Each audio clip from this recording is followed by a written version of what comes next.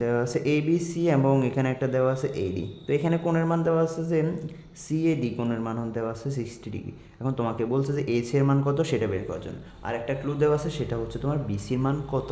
BC এর মান 25 metre, sorry BC এর মান 25 মিটার। তো এখন বলছে তোমাকে AC এর মানটা বের করার জন্য।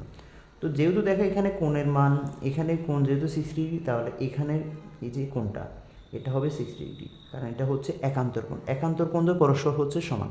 তো দেখো, তো যদি তুমি এখন ACB ত্রিভুজ থেকে যদি এখানে সূত্র খাটাও, তাহলে তুমি এরকম লিখতে পারবে, যেহেতু তোমার এখানে লম্বের সাথে ভূমির কানেকশন, তাহলে তুমি tan 60 ডিগ্রি ইকুয়াল এরকম লিখতে পারো। এত পুরো লেখার দরকার নেই, যেহেতু MCQতে তুমি ডাইরেক্ট লিখে দেবে যে লম্ব বাই ভূমি, তাহলে লম্ব আর হচ্ছে ভূমি 25 মিটার, আর tan 60 ডিগ্রি মান হচ্ছে √3। তো সুতরাং S/25। তো আলটিমেটলি আনসার আসে S ইকুয়াল হচ্ছে 25 √3।